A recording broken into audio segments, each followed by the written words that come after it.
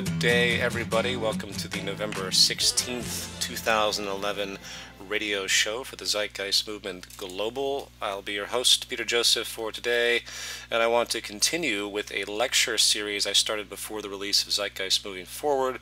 This one is number 5, entitled Solutions to Life Support Deficiencies, Modern Technology Applied. To put that more succinctly, it's simply about how technology can resolve problems and create better harmonious alignment with the world at large, natural law, the way the world really works, as opposed to the contrived, outdated, antiquated, and detrimental systems we have working against our public health and against social sustainability, today. Before I go into that, however, I would like to go through some simple, quick things. I get emails very frequently, almost on a daily basis, and somebody will email me, or a handful of people will email me and say, "Hello, Peter, I really love what the movement's doing. How do I begin?" And it, of course, frustrates me to no end, because I can't, nor anyone can, sit there and direct personally everyone to do things. That's impossible. The movement site has a great deal of information on it, even just in the FAQ, as we continue to output other videos and things like that to assist with the new design, the new orientation PDF, the new orientation video, the quick start guide, and things of such. There's still no shortage of data for anyone that wants to take a moment to begin to understand both what the movement advocates and the structure of the movement. Coming up soon is Zeitgeist Day, for example. Now, if you don't know what Zeitgeist Day is, it's the annual get-together globally of the Zeitgeist movement in likely the most populated regions that have chapters to express and promote the stuff that we do. It's that simple. And the main event, which is an event where we fly in those that are the most pronounced speakers, those that have been the best coordinators, if you will, meaning those that are the most active, those that are dedicating the most time and the most ingenuity and thought to a main event. And this year we're going to have it in Vancouver, Canada, which I'm very excited about. Vancouver has been doing a tremendously good job. Cliff and Matt always impress me with the creative way and the independence, by the way, that they have. I always know I'm dealing with people that really get it when they don't keep coming to me or anyone else for some kind of arbitrary guidance.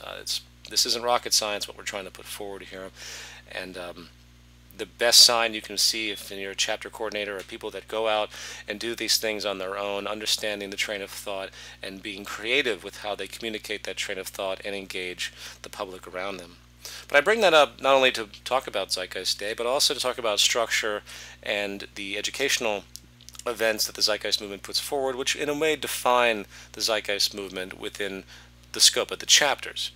The Zeitgeist movement is set up in chapters across the world, and we engage in events and research, of course, too, but in fact, almost everything the Zeitgeist movement advocates, while it's always emergent in itself, is a pre-existing information. It's the putting together of that information for the social imperative to be realized, for it to emerge and be realized by the public who hasn't been groomed to understand how science and technology and basically just the ultimate reference of reason, which is really what we're promoting, can assist society, imagine that, and solve the great majority of the problems that we're facing today on this planet with the social destabilization and everything else that you're seeing grow. So the movement, however, has 3 major events, if you will. 2 of them are annual and 1 of them are monthly. And I can't emphasize enough the importance of doing these events. Zeitgeist Day is one, Zeitgeist Media Festival is another, 2 annual events. I'm planning the Zeitgeist Media Festival for LA in July of next year, not too much longer after Zeitgeist Day. By the way, we're going to have a beautiful upload of all the great performers in Los Angeles alone. I know others in other regions have already been doing this, but there's also been some interest to show this video, to show the full 8-hour program, believe it or not, on a affiliate of, I believe, Sky Network in the UK. Don't quote me on that. I have to go back and check them out. But nevertheless, it's a very, very creative and positive thing that we're doing, and there's sort of a dyad, if you will, between the Media Festival and Zeitgeist Day as far as their function. And then we have the town halls. The town halls are the monthly the monthly events. And those are very, very important as well, because they give people an opportunity to frequent their chapters and to really kind of get to know and get a feel for what we're addressing, and to create that community environment that's so needed. What's really at stake here, by the way, I have a terrible cold, so if I'm more rambly than usual, please forgive me. What's really going on here is the necessity to get people on the same page. The Zeitgeist movement is here to get people on the same page, to share a fundamental value set, and until that fundamental value set that, by the way, no one can deny if they want to live and have good public health and see their society prosper and the best evolutionary fitness you can. No one can deny these issues. Those elements that underlie this value system are empirical, and until people realize that are human, then we have a lot of problems ahead of us. And that's really where the Zeitgeist movement comes in. You know, there's a lot of materials out there that are being developed. There's a lot of stuff that can be said about advanced technology, think tanks that are in the works, how to construct city systems, and all these other things that have been on the peripheral for a long time. But I can't emphasize enough where the steps lie.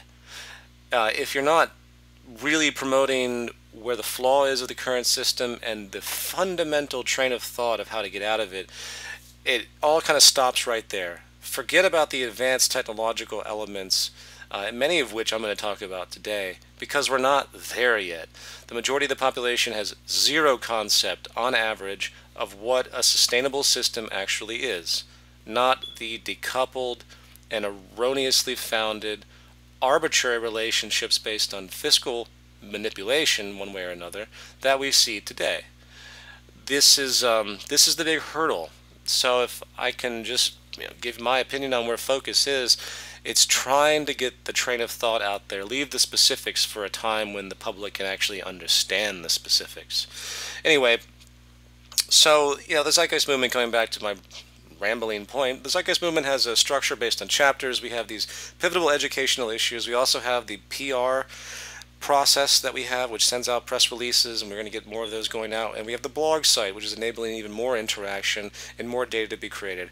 I personally have created at least 15 hours of lectures, not to mention various other small films and large films and this and that, and of course endless interviews. If you haven't taken time to learn about this data, please do so.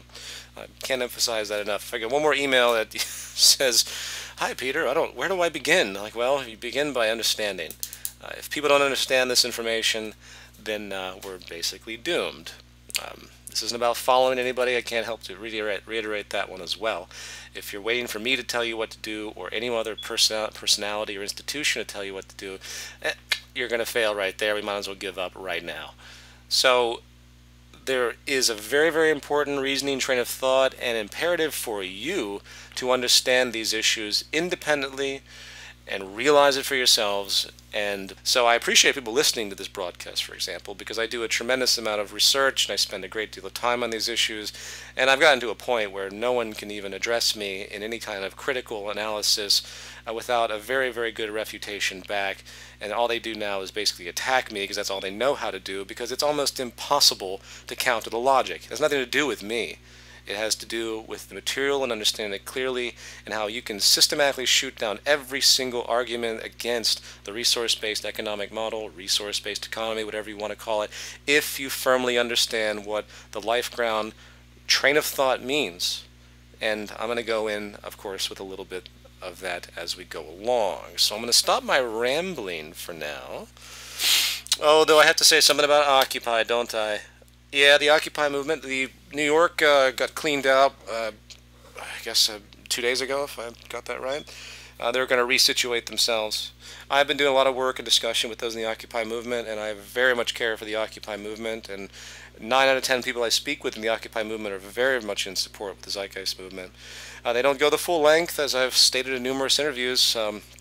Occupying and drawing attention to the problem is one thing, but really addressing the system, really addressing the system. We talk about the structure. People will complain about the structure, but they don't really understand what we talk about when we say the structure, which means the entire foundation of the socioeconomic model, which has no permutation which will enable true life support and public health. It has to go. And until it goes, it's just this little game that's going to continually be played, a game of ping pong in a sphere, and it's going to be concentrated in that sphere. It's not going to materialize or break out of it until, again, the larger order realization is commenced.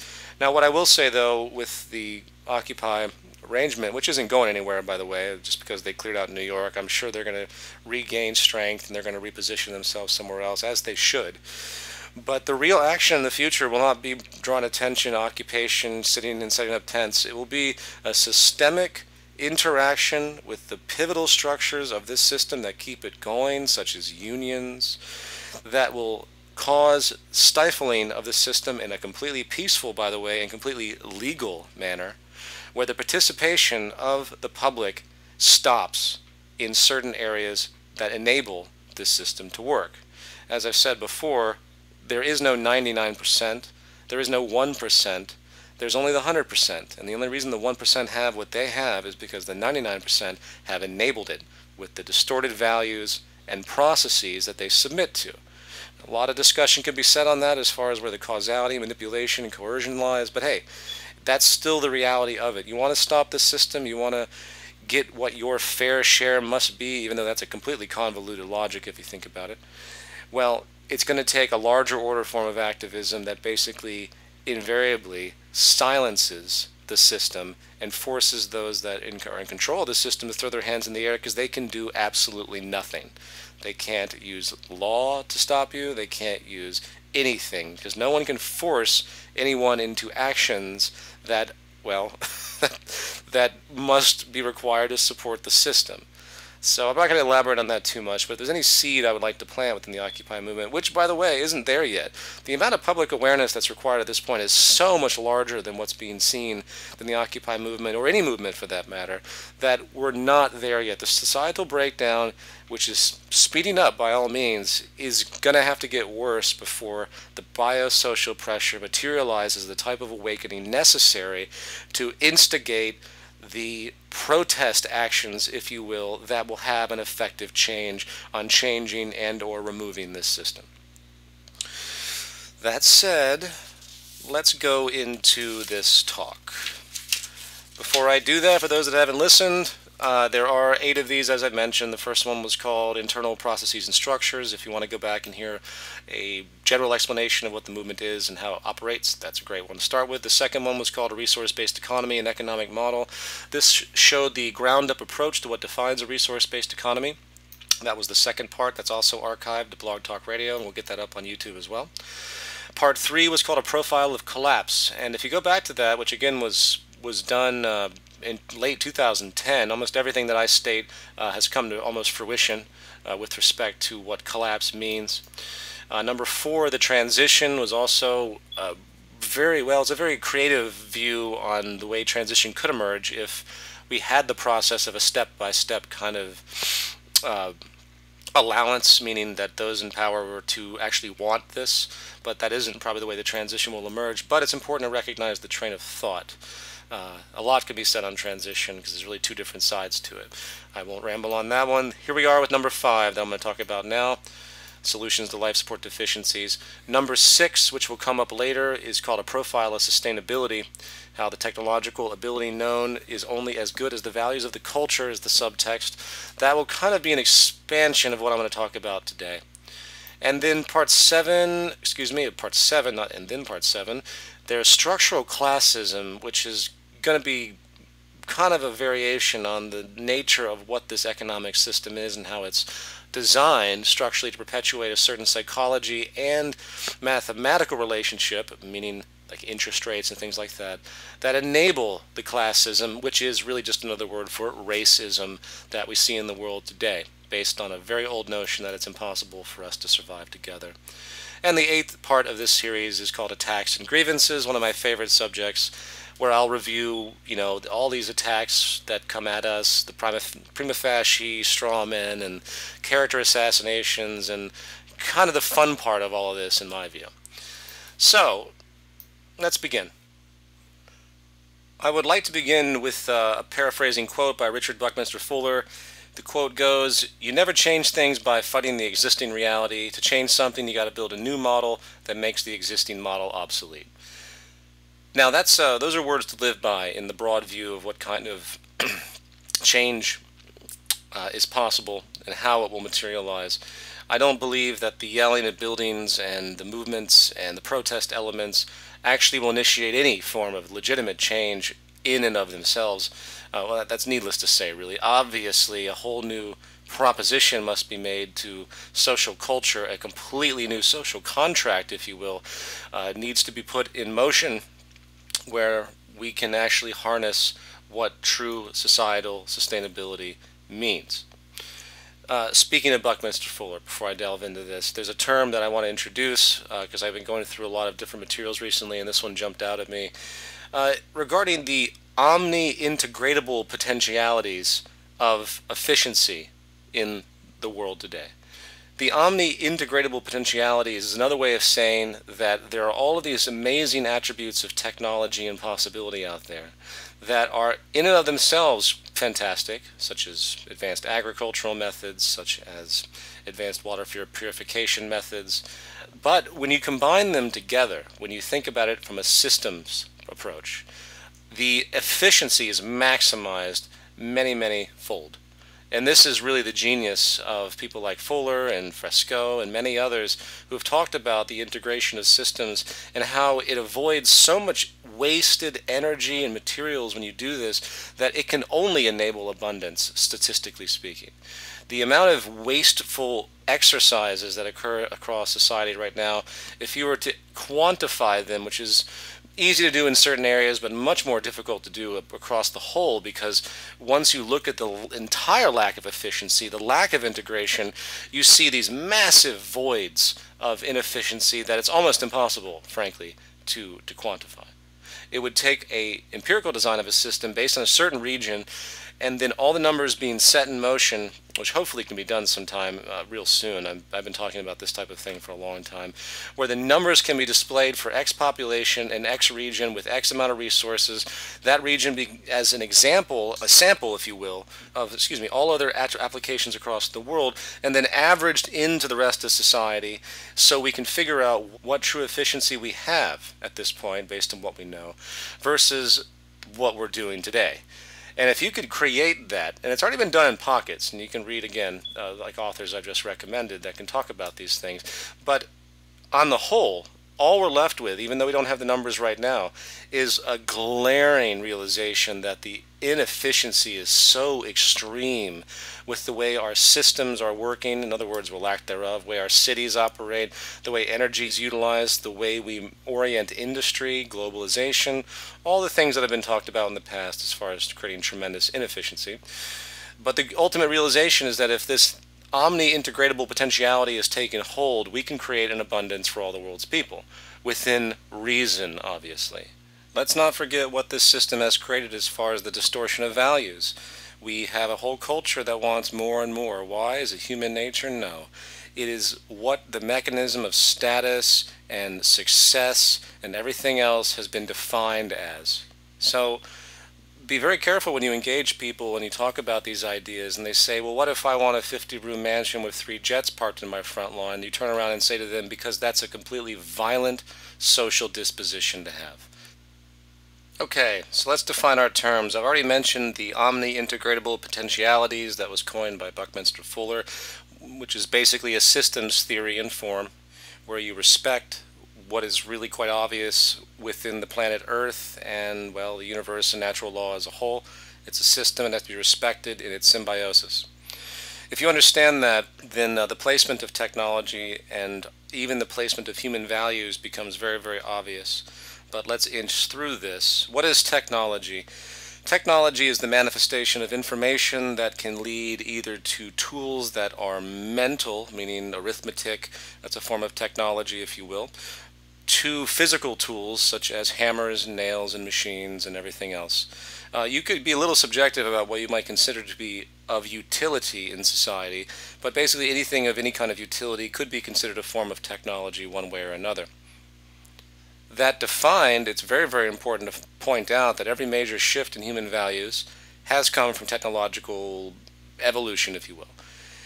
What do we value as a society, and how did those values come to be? If you really analyze that question, you will find that it links right back to scientific ingenuity, technology, and how those two issues essentially are one, in fact, have created the world around us, hence defined who we are as a culture. There are many, many values out there that have been changing over time because of our increased understanding through science, such as the fact that there's no such thing as race, that these pockets of human beings that evolved in different regions of the planet took on different physical forms because of the environments in their regions. This is how race emerged, but that means it's a consequence of environment, has nothing to do with any type of intrinsic division. Given that fundamental example, we can find it to be axiomatic to say that there are plenty of things in the future that might change based on our scientific ingenuity or technological application that will create values that will be utterly different than what we have today. For example, we have in the Old Testament the concept that you will earn your living by the sweat of your brow.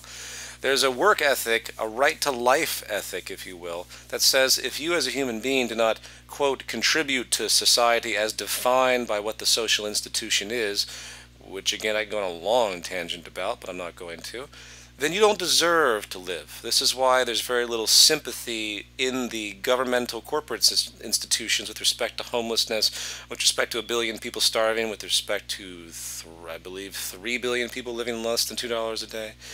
It goes on, but the value that people must prove their worth in society is dominant today. But in the future, maybe, just maybe, our use of technology in the scientific organism, the organism of knowledge as it has evolved, will displace that value, where humans become something different than just cogs in a superficial wheel that define themselves by how well or what access they have to that wheel. We might have a situation, as we often address in the movement, that maybe money doesn't exist. Maybe the concept of people working together for the betterment of all, utilizing very, very efficient technology that can create an access abundance, will displace that entire value, that your value is only as good as how you work to preserve yourself. Maybe, just maybe, the social value will transcend personal value because of the realization that we have to take society into account. We have to take the omni-integratable potentialities into account. We have to apply a systems theory or we will destroy ourselves. Therefore, our personal interest is only as good as our social interest.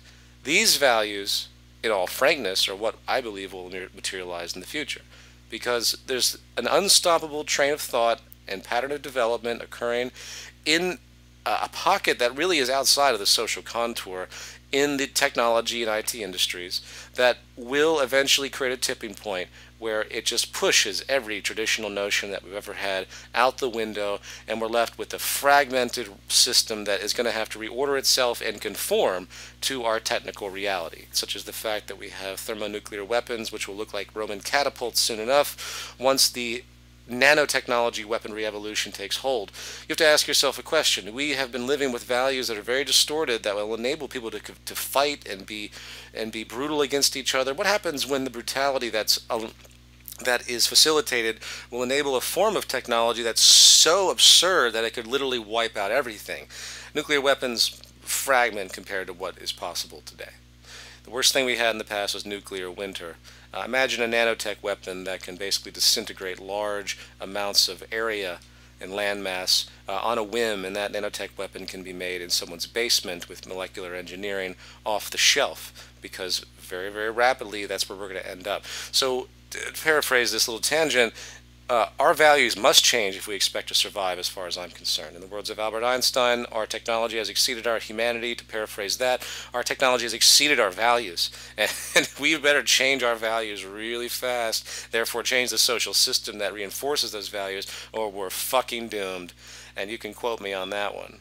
So, coming back to my more direct point, technology is not just something that makes gadgets work. Technology is the ultimate groomer and biosocial pressure of our existence.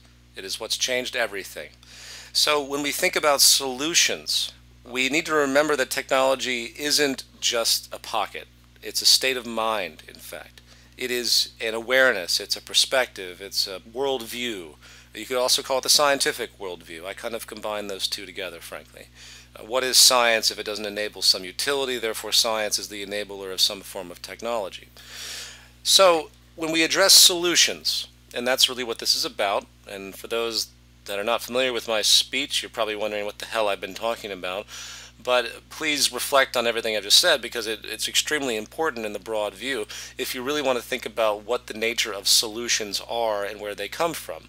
For example, if you don't respect the omni-integratable potentialities of technology, if you don't respect the train of thought of technology, if you don't recognize the emergence of it, if you're still caught in the paradigm of established institutions and you think that the idea of a solution to a plumbing leak is to take a patch and to patch up that plumbing leak, then you're not going to get very far. What is the problem with the plumbing leak? Well, you have to go through and figure out what the mechanism that's driving that leak is to begin with, coupled with the question of, is the very integrity of the plumbing infrastructure viable in and of itself? And that second part, the latter, is really where most people fail to address their solutions. And that's why we always talk about patchwork within the social system, because everyone wants to patch this system. Everyone wants to create more legislation. They want to not address the pressure problems of the plumbing. They don't want to address the really poor design of the plumbing that constantly enables it to spring a leak because of intrinsic and inherent problems. They want to assume that that plumbing fixture is exactly the way it's supposed to be and will always be that way, and therefore have to work around it. The ultimate understanding of science and technology is that the broadest element will always be nullified.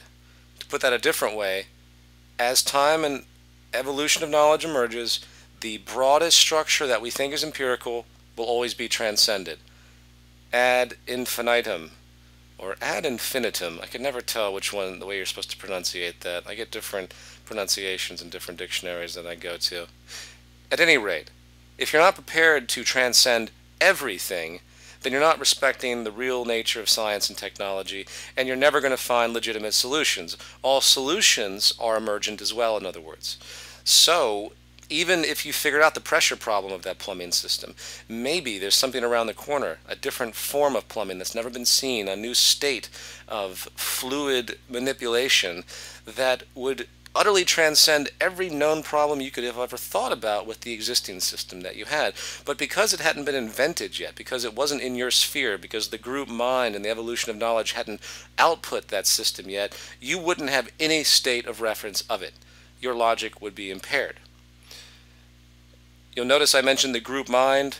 If you're not familiar with that term, please see my lecture from Consequences to Solutions that you can see online. I'm not going to explain that one here, but it's very important when you realize what you're involved in and why you might understand something and someone else might not, and how critically important it is for you to communicate what you understand to everyone else, which again voids the value of proprietary notion, copyright, trademark, and everything in this current model that restricts information, when any sane society with legitimate values of understanding what progress is would share everything, because that's really what defines the progress of the group mind and hence the evolution of knowledge.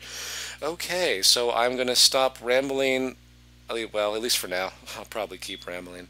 So, technology, solutions, emergent elements. You must be prepared to transcend everything that you've ever known. These are philosophical issues which I really want to introduce before I go to more tangible things, because unfortunately many don't think that way. And if you get that under your belt, you have a completely different worldview as far as where you see things going, as far as your thought process regarding statistics. That's one of the things I really appreciate about Ray Kurzweil, is that he does these broad statistical analysis to show how different everything could be, just based on the way the rates of change have been in the past. And it's mind-blowing and almost incomprehensible. The point being is that we, not only as individuals, need to be vulnerable, but the values of society need to be vulnerable. And again, nothing in our current social infrastructure really wants that vulnerability. Vulnerability and change is a threat to the current economic model. Okay, now moving forward. I wanted to read a quote by Buckminster Fuller because I had this book out, Critical Path, and was going through it amongst a number of others, but there's some really great points about efficiency. When it comes to problems and solutions in technology, what we're really addressing here are inefficiencies in the system. And if there's any goal that the human species has on this level, it's conquering inefficiencies on every single possible level. That is really what defines us as a sustainable species, and in fact defines what a true economy would be. Now, coming to this Buckminster Fuller quote, a little bit of pre-data, if you will. He describes in this little introduction about efficiency and how, for example, we've transcended the use of wires with satellites, something that many in the past probably had never even thought about. How the building structures as well in city systems are the most inefficient structures you could possibly have when it comes to the loss of heat and cold and energy. And he builds this up to a very basic notion. So I'm going to start with, I'm just going to read 2 paragraphs of this because I think it's well stated. Quote, Buckminster Fuller from Critical Path. The human pedal-powered airplane and the communications satellite are only 2 out of hundreds of thousands of instances that can now be cited of the accomplishment of much greater performance with much less material. The inefficiency of automobiles' reciprocating engines and their traffic system wasted fuel, and the energy inefficiency of today's buildings are only 2 of hundreds of thousands of instances that can be cited of the design-avoidable energy wastage. But the technical raison d'etre for either the energy effectiveness gains or losses is all completely invisible to human eyes. Thus, the significance of their omni-integratable potentialities is uncomprehended by either the world's leaders or the led. Neither the great political and financial power structures of the world, nor the specialization-blinded professionals, God, I love that, nor the population in general realize that some totally the omni-engineering integratable invisible revolution in the metallurgical, chemical, and electronic arts now makes it possible to do so much more with ever fewer pounds and volumes of material, ergs of energy, and seconds of time per given technological function that it is now highly feasible to take care of everyone on Earth at a higher standard of living than any have ever known. It is no longer a question of you or me. Selfishness is unnecessary and henceforth unrationalizable as mandated by survival. Unquote. A very relevant quote, I must say. Now, we've defined technology as being utility through the evolution of knowledge, which essentially, well, increases that evolution and eases our lives, creates more efficiency, and creates social sustainability, proper harmonic alignment with nature, etc. We discussed solutions, defining solutions in a few different ways, one being an attempt to patch an existing system, and another solution being the replacement of the system entirely. And then we get to the other word that's basically used in the title of this lecture, which is life support, addressing life support of deficiencies. What is life support? You could probably substitute the word sustainability with life support. Most off the cuff will say life support has to deal with food, air, and water, the fundamental things that we've come to know. And a long time ago, that's probably all people had to reference. They didn't know much about the way interpersonal relationships work, the way public health works, the way psychosocial stress works, and the whole amazing amalgam of factors that really comprise what you call public health, mental health, physical health, personal well-being, and then on the other level, social sustainability. What type of institutions are in place, what they do and why, how social health can in fact corrupt and compromise personal health is a very, very important issue. And that's probably one of the newest notions that we have today. As alluded to earlier, our lives are only as good as the institutions that govern us. We're approaching a very different world where your personal interest must become social interest and vice versa if you really want to live well, because the interconnectivity is becoming that much more apparent. So life support and sustainability is a growing, emergent understanding, of course. And I think the best way to approach the definition of such a thing is to go from two angles. First of all, you have the immediate satisfaction of different necessities, food, air, and water, of course, that relate to us and our survival explicitly, directly. And then there's the broad view of what enables the cleanliness and fortitude and sustainability of the food, air, and water. The processes in our industrial society that push that food forward. There's actually a great documentary off the top of my head that I think people should watch called Food Matters. It goes to show that there are whole levels of sickness out there that are not even recognized really by the majority of the population, equally as violent and negligent as anything else you'll see in our supposed criminal sphere, but yet accepted as normal because that's just the way things are, of course. So those are the two angles. And when you think about those two angles, the broad view and the short view, you basically can approach the problems of this system from those angles, or you can take even a third view, which is the ground-up reasoning that comes from the life ground. And again, I apologize for jumping around here a bit. I'll try to organize myself by the end of this in summary. So, immediate satisfaction, the industrial relevance, and then there's the empirical train of thought, or the near empirical train of thought that comes from the life ground. This has been expressed in my documentary Moving Forward in Part 3, Project Earth. It's also been in at least two of my lectures, I think one's Social Pathology and the other Where Are We Going? And others have expressed this as well. When you analyze the Earth as a single entity, when you look at what we've come to understand about it, and you begin to apply a fundamental reasoning that's absent of any of the institutions we have today, absence of reference to money or corporations or any of the traditional notions we have, you find a very, very simple logic of how to maintain the planet and how to make a comparison, how to draw a relationship of that management to our values and to our survival, both personal and social. And this is where the true brilliance of our technological understanding shines through.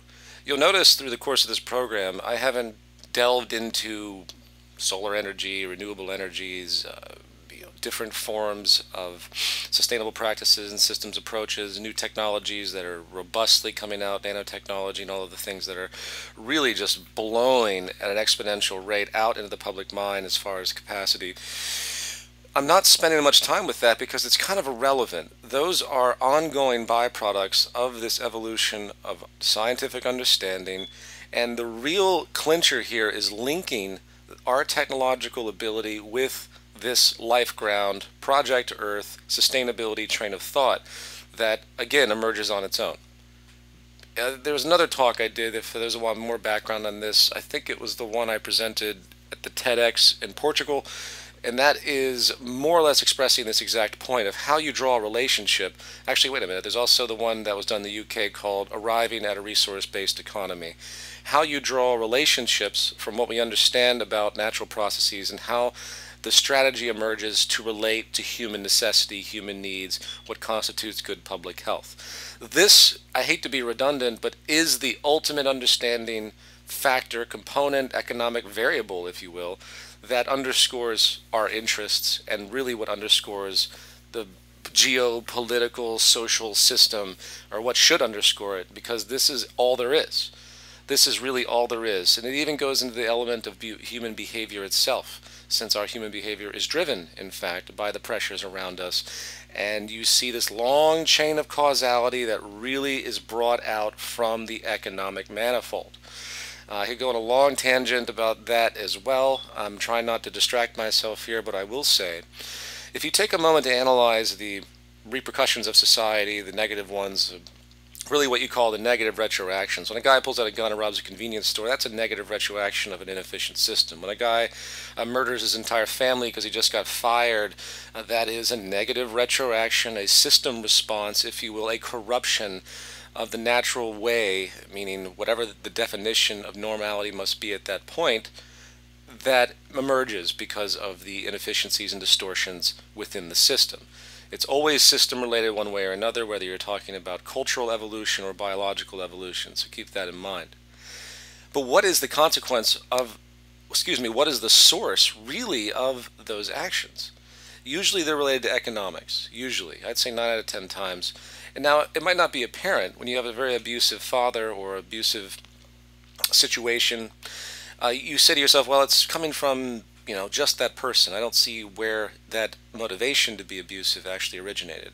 But let's imagine a time in the generation prior where that particular individual that's now abusive grew up in a very poor family, and the father of that individual was very stressed because of the economic restraints that he had. And this sort of build-up emerged where frustration took hold and basically abuse emerged because of the intrinsic frustration coming from the economic system and deprivation. There's a phenomenon that was denoted by Dr. Robert Sapolsky in his work with primates, and a very common characteristic had to do with sort of the transference of anger. It seems to be a fairly widespread primate reaction anthropologically where you offend, the big baboon hits you, and you run down and hit an even lower ranking baboon because that seems to be a form of release in certain pockets, and you see this with people too, and that's the problem. So there's a causality, there's a systemic manner that humans kind of unfold with, and if you see that in the broad view as far as economic deprivation, it's very, very easy to see how the neuroses of abuse and a lot of these things that people think are outside of the economic system actually materialize because of the pressures that have emerged over longer periods of time than we typically suspect. So anyway, enough of that. Now, coming to the problems themselves, I could again go on a long treatment on the poverty reality, the energy reality, the unemployment reality, the preparation and neuroses for war and old lower reptilian brain reaction reality that unfortunately is accelerating with the destabilization we see in society, with the human conduct and criminal behavior reactions, the antisocial behavior reality. There are a lot of problems out there excuse me, that come from many different sources, and a lot of them triggered back down to economics, and in fact all the large ones do. And this recognition, you can't take the approach of a piecemeal patchwork. And that's really my broad point here, and why hopefully I'm not frustrating many of you by just throwing out different technological issues that relate to specific phenomenon. Please go to zeitnews.org, by the way, if you really want to start researching such things. The real modern technology to apply here is the holistic system understanding and the correct relationship being drawn to what we are capable of doing versus this hideous, detrimental system we have now, which systematically restricts inefficiency for the sake of profit. That is the big realization and the holistic point I wanted to get through here. Are there solutions to just about every major problem we hear about, even to natural disasters, if we wanted to really apply what we know? Yes, there are glaring solutions that can resolve a great majority, if not all, of the current world problems. But none of them will be resolved through the current economic system we have today and the failed awareness of the symbiosis that is unfolding all of these things seemingly on its own accord, when the causality can easily be linked back to a set of structural and psychological flaws that are utterly decoupled from what generates true social sustainability and public health. Put another way, the solutions are found in the method. The solutions are not found in this great new nano solar technology or this great new battery technology, things like that. The solution and ultimate application is in the methodology, in the way the whole is considered, and the way the system is constructed. Now, please forgive me, I've jumped around a hell of a lot here. I'd like to go quickly back through my notes and do a point-by-point summary of the issues I've covered here in the hope that hopefully you drew something relevant from it. The term technology is to be defined as the utility of science, and it takes many different forms, from the application of methods such as mathematics and the like, to physical forms that can help ease our lives, reduce our commitment to labor, etc., create more safety, and on and on. the benefit of technology is only as good as the system in which it's employed. And that is really the ultimate modern application of the technological concept. The true technology I'm advocating here is not the physical, but the system, the method, the scientific method, and the, in the words of Buckminster Fuller, the omni-integratable potentiality we have, which will create efficiency beyond anything we've ever seen if the true economic basis was realized. Economics being defined as how you relate to your environment explicitly, not the convoluted notion of economics we have today, which is not based on environmental regulation, but on traditional and superstitious views of human behavior. Technology is the ultimate driver of values. It is what has changed everything, coupled with, of course, the biosocial problems that emerge. These solutions to the world's problems, poverty, energy crisis, even superficial ones beyond environmental degradation, such as employment, debt, all of them have two different views. You can take a narrow view, where you try to patch the system, such as debt jubilee and things like that that are happening or being talked about now. Or you can take the wide view to see that, well, debt isn't real, the whole system is intrinsically flawed because it generates debt almost exponentially when you consider the advent of interest. Therefore, let's remove the entire system of debt, which leads a larger train of thought. How do you generate money without debt? How do you make money that's not a commodity? And eventually, even a larger train of thought emerges, well, maybe we should remove the entire monetary system. And of course, that's a huge conversation I'm not going to go into. It's not just related to debt, in other words. The narrow view of solutions and the wide view of solutions, obviously, the latter, it always takes precedence. And we should always be looking for that widest possible view, the root causes, the root effects of the world that we live in. Life support is the other term that was denoted here, which stands outside of solutions in a certain sense, but is in fact the regulator of all solutions we could ever come out with. The life support system, the very fabric of sustainability, the near-empirical train of thought, the natural laws, the true economic governing principles that are basically physical reference in the reality that we live in, are the governing attributes that will create and adjust the solutions that we have in place, on and on, completely emerging, never holding anything sacred. All the tools that come out of that in pockets, again, as I mentioned, from renewable energies to the use of supercapacitors, to all sorts of just bustling new revolutions of thought that have emerged within the technological and utility sphere to reapproach just about everything we're doing. Those are side effects of this larger order application. The question is really context. The consideration is really context. How are they applied and what do they do, and how are they manifest within the largest possible system we can understand? To conclude this, I would say that the Global Redesign Institute, which is a nonprofit that's being founded, that's been mentioned numerous times. I have this extensive list that I'm trying to get through to update various materials and get things on track. As many that are familiar with the movement know, we operate in essentially wartime conditions. This is a volunteer movement where everyone is running out of time because we're all submitting to our basic system, which means we have to figure out ways to make money and survive, not to mention all the other uphill battles that we deal with opposition and everything else. So please be patient for those that have been waiting for these other things to emerge, but they will. They will through time. But the Global Redesign Institute, which is really the manifest of all the things that I've spoken about in this talk, will show the world what technical solutions actually are, region by region, in the broadest sense relevant to make it communicable.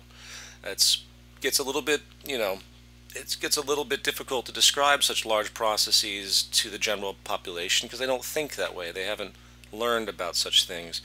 So the Global Redesign Institute will be able to take into account different regions and show how complete and utter infrastructure changes can emerge from the groundwork and logic of true sustainability using the most efficient technological methods we have to date.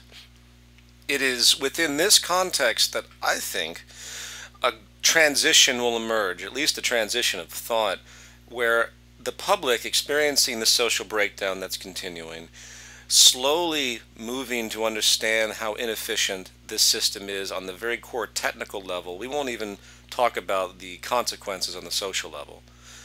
I think that this will enable people to start to see that an entirely new infrastructure relationship needs to be created. And as this project emerges, as conferences are held, I think eventually there will be an annual conference or maybe even multiple conferences based on region as this idea perseveres. All the biases, isms, and bullshit that keeps everything in place today will slowly be rationalized out, I feel. I think that people's obsession with fear and all the social baggage will be quickly transcended when people are given a blueprint that shows in mathematical language how hideously, incredibly effective and efficient society could be, where it will enable a form of lifestyle that they could only have dreamt about. And I think that will permeate. People will realize the merit in it. They will again overcome the baggage, and then we have the real transition.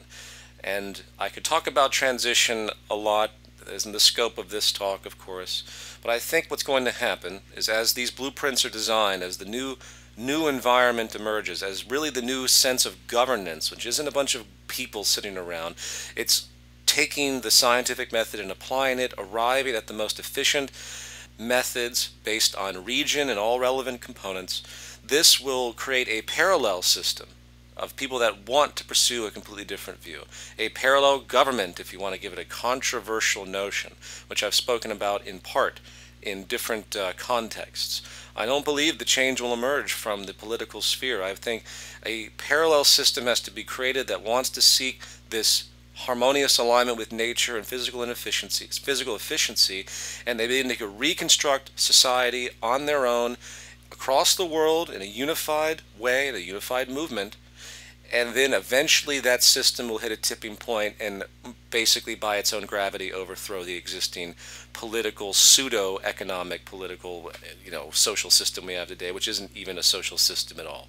It's a pseudo-social system because it has no true relationship to what actually supports and creates human health. So I leave that with all of you, and I thank you for listening, and I'll be back eventually with the sixth talk in this series. I'm sorry I'm a little under the weather and more rambly than usual, but we will continue to rotate these. I believe Ben McLeish will be back next week, and then we have other coordinators coming forward. I'll probably be back every 2 or 3 cycles, something to that effect. All right, everybody, take care, and I'll talk soon.